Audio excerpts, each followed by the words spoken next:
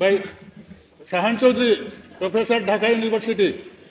জি জি, আপনি যদি স্টেজে আসেন আমরা সম্মানিত বোধ করবো, আসেন স্টেজে। যে ফুলতলী উন্মুক্ত বিশ্ববিদ্যালয়ের প্রফেসর হিসাবে আজ থেকে তার দায়িত্ব শুরু হলো। আমি এই আহ্বান তাকে জানাচ্ছি যে ফুলতলী রহমতুল্লাহ আলাইহির যে বিশ্ববিদ্যালয়, রুহানি বিশ্ববিদ্যালয়, ওই বিশ্ববিদ্যালয়ের শিক্ষক হিসাবে তিনি আজীবন ইনশাল্লাহ দায়িত্ব পালন করবেন, এটা আমরা তার কাছ থেকে প্রত্যাশা। তো আমি যেটা বলছিলাম যে আজকের বিদায়ী যে সংবর্ধিত ব্যক্তিত্ব কমরুদ্দিন চৌধুরী ফুলতলী, তিনি আমাদের সময়ের সবচেয়ে শ্রেষ্ঠ এক ব্যক্তির সন্তান, ফুলতলী সাহেব রহমতুল্লাহ আলাইহির সন্তান। এই হিসাবে তিনি ভাগ্যবান এক ব্যক্তিত্ব, জন্মসূত্রে ভাগ্যবান। দ্বিতীয়ত, তিনি এই প্রতিষ্ঠানে 34 বছর নেতৃত্ব দিয়েছেন। এটাকে বাংলাদেশের একটা বিশিষ্ট হিসাবে, প্রতিষ্ঠান হিসাবে, দিনী প্রতিষ্ঠান হিসাবে দাঁড় করিয়েছেন। এই জন্য তার প্রতি সুক্রিয়া জ্ঞাপনের উদ্দেশ্যে আজকের এই অনুষ্ঠান। আমরা তাকে এই জন্য অভিনন্দিত করি।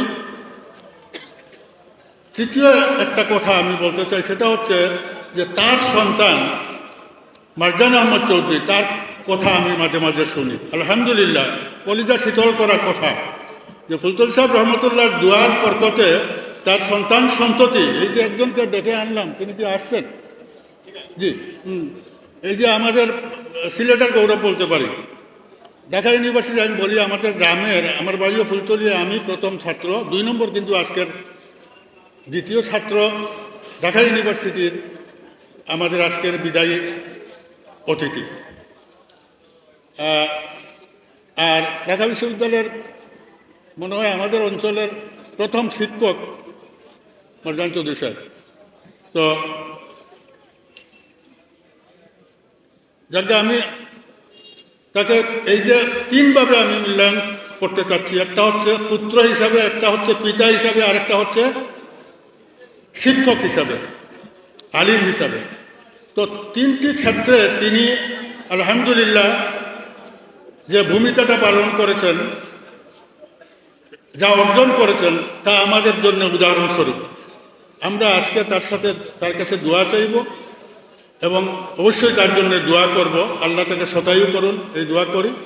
আর আপনারা সবাই ফুলতলী রহমতুল্লাহ আলাইহির রুহানি আওলাদ বলে বিশ্বাস করি, অন্তত তাকে ভালোবাসেন। তো আমাদের একটা ইউনিভার্সিটি আছে আপনার, সেটা ফুলতলী মুক্ত বিশ্ববিদ্যালয়, ইসলামী বিশ্ববিদ্যালয়। তিনি অবসরে যাচ্ছেন, কিন্তু আমি তাকে বলে দিয়ে যাচ্ছি, তিনি আমার 16-17 বছরের বয়সে ছোট, এই জন্যে, যেহেতু আমি পড়াশিও, আমার আত্মীয় তিনি, সেই জন্যে যে ফুলতলী উন্মুক্ত বিশ্ববিদ্যালয়ের প্রফেসর হিসাবে আজ থেকে তার দায়িত্ব শুরু হলো। আমি এই আহ্বান তাকে জানাচ্ছি যে ফুলতলী রহমতুল্লাহ আলাইহির যে বিশ্ববিদ্যালয়, রুহানি বিশ্ববিদ্যালয়, ওই বিশ্ববিদ্যালয়ের শিক্ষক হিসাবে তিনি আজীবন ইনশাল্লাহ দায়িত্ব পালন করবেন, এটা আমরা তার কাছ থেকে প্রত্যাশা করি।